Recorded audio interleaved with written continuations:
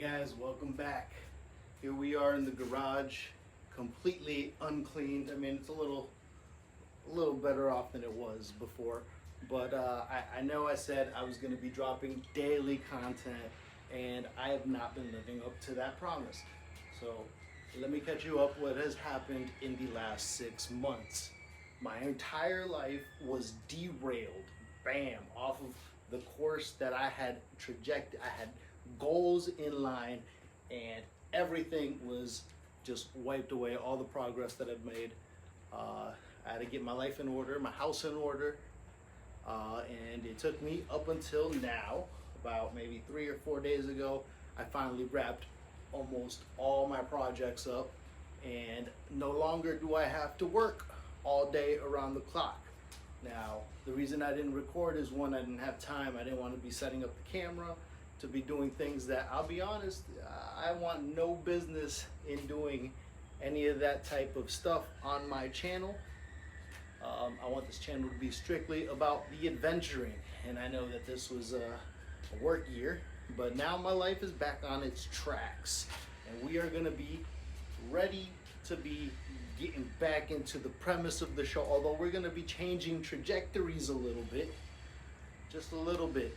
We're just going to be daily vlogging about, how we are going to go about these adventures, but things have came up, and now I have to be a little more involved in the finances of what's going on at home. So I gotta make some bank. In order to do that, we gotta flip some stuff, because I ain't going back to work. I've already broken out of the matrix. I have not worked for anybody, I don't know, in it's been years, and I've done so because I own my own business. It's a very small business. I don't have to put a lot of hours into it, but it has thankfully allowed me to not have to work for the man.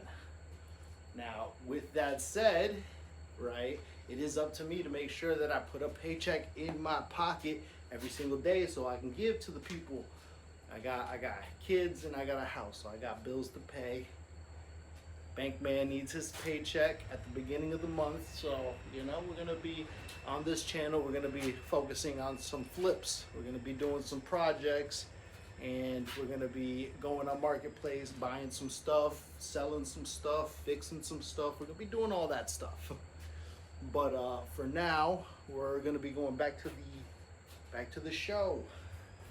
So I know last time we were here, we were talking about manifesting a Boston whaler right here, and let me tell you, I'm sad to say, in the 6 months that I have been busting my backside, I was actually able to make a Boston whaler happen. Yes, we got the whaler clean. She's clean. I got her for $2,000, only $2,000. I got it at the right time. I didn't get it the way that I thought I was gonna sell all that stuff, and then bam, I was gonna buy the boat, but that's not how it happened. I ended up selling all that stuff. I had to spend the money to get some stuff in my life sorted out, and I took care of it, all taken care of now. So now that that part is over, as you can see from my face, there's been a time skip. In the 6 months that I've been gone, I have not shaved. I have not taken care of my beautiful beard, and it has grown, and you guys can see now. I refused to shave this until I did my first episode back on YouTube, because honestly, I was sad that I had to stop the show. I was gonna really dedicate myself to daily episodes, and I might not get on that track right away. It might take me a little bit to get back on there, but we are gonna do that. We are going to get back on track, dropping daily episodes on this channel. We're going to be doing some Marketplace flips. We're going to start with our own projects first and foremost, because right now, so I got that Boston whaler, and I got to power the thing now, because let's see. It came with a 3.5 Nissan, little air cooled. This thing is a kicker motor. Not something that you should be power boating around in your Boston whaler, especially if you're trying to drop it in the ocean.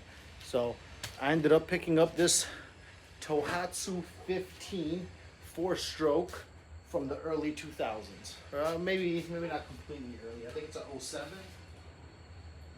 This one is an '07 model.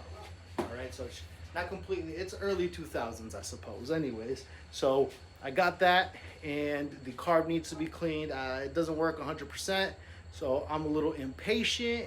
I want to get on the water sooner than later, so I went out and I bought another motor. I picked up this time a Tohatsu 2-stroke 18 horsepower motor. Now this one, the P stream was not very strong. It needs a water impeller. I already ordered it. We're going to be doing a impeller swap on this motor on this channel sooner than later, so look out for that one. And then we're going to be doing a comparison, a 15 horsepower 4-stroke motor versus the 18 horsepower 2-stroke motor. Obviously we know which one's going to be the winner in speed, but we're going to check out fuel efficiency, and we're going to see which one I like better on the boat. I have a feeling that I'm going to like the old school 2-stroke. I like the speed though, so that's probably where it's going to be. But we're going to put them both on the Whaler. We're going to see which one, I like better on it for now, because obviously these are slightly on the smaller scale when it comes to a motor for the Whaler. You could go as high up if you're using a 2-stroke motor. You can go as high up as I want to say it was like 40 horsepower 2-stroke. I don't remember. I personally, I don't see me going that high up on the horsepowers for my Whaler, because I'm not using it as a speedboat. I'm going to be using it as a camping skiff. I'm going to show you what we're going to be doing to the skiff later on this show. We're going to be doing a build on it, get it ready for the water.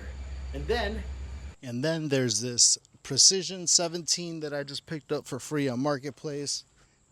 Sales were in good shape. It needs a little bit of TLC, but I believe I don't have to put too much into this one to get her running.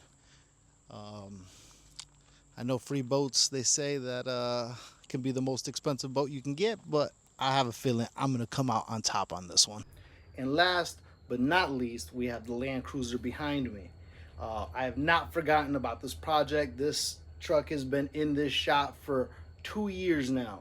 It's time. We bought a new motor. We got it loaded in the garage. We're going to be doing some work to that one on this episode, or on this channel as well.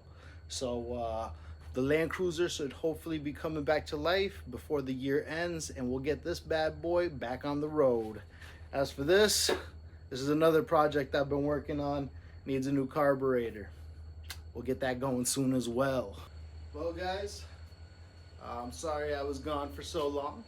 That's my formal apology, but your boy is back.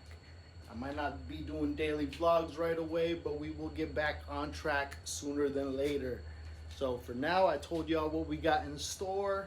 I hope you, if you're new here to the channel, you like and subscribe as I now flip this garage and get it ready to be able to work on some projects and get a new motor on that boat and get on the water hopefully sooner than later.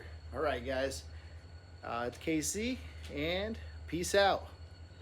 If you watched yesterday's video where I confronted my neighbor, right? Let me give you some context to that story, all right?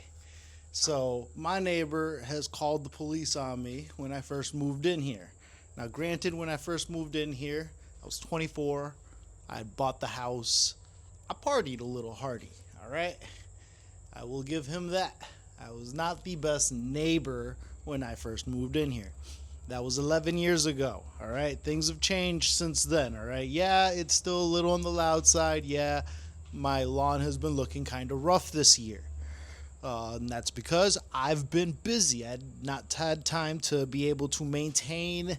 So my neighbor probably has been a little extra mad that my lawn has looked like an eyesore, right? So yesterday, I hear a door slam outside, and, I just happen to be by the window. I look outside and I see him angrily walking to the corner right where the street sign is, right? And he has this little garden thing in his hand, little garden shovel. And I notice there's some pieces of turd right on the lawn, right in the corner. Technically, it wasn't his property, but he does maintain that area. And he takes it and he scoops it and flings it across the street towards my side of the street. And I was like, no. So then I kept watching. This time I actually switched over to the cameras because I had a better view. And I noticed right before he walked in his door, he turned around, looked at my house, and was like, with his middle finger. And I was like, oh, he thinks it was my dog poop. So at first I was a little upset because obviously neighbor done flung Lord knows whose dog. Actually, Lord knows I know. Why? Because I have cameras. I had some time to think about how I was going to handle the situation. I could have just, kept my mouth shut and let it roll. But I was like, no. It's been 11 years that this man has, and I know he has because he has talked to people that I've known personally, told me that, hey, this guy, he said he hates you, which is wild. I've never even spoken a word to this man. So yesterday, as you saw in my video, I cut it off after a little bit, but I'll give you some context in what was said after I cut off the video, right? We started, first of all, I introduced myself shortly after that. I'm like, listen, I've been in front of you for 11 years and I've never even said hi. And I introduced myself. I asked him his name. I think he said his name was Dave. I forget. We started shooting the shizzle, my nizzle. And, everything was cool after a little bit. It was kind of weird. I'm like, that's all it took was me to come over and be like, hey, that poop was not my poop. If it was my poop, I will clean it up because I live by the golden rule. My rule number 1 in my life is treat others how you would like to be treated. And I would not like some person to let their dog poop on my lawn. So I, in turn, will not let my dog poop on somebody's lawn. And if he does, I will clean it because that's what I do. I'm not afraid to clean up after my dog, but my dog's got a spot to use the bathroom.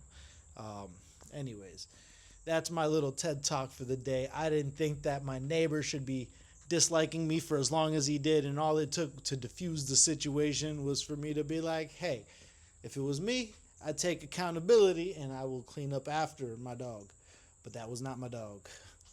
And then I pointed fingers at who it was because that guy, I've had beef with him before because he would let his dog use the dog on the lawn, and then long story short, he doesn't do that anymore.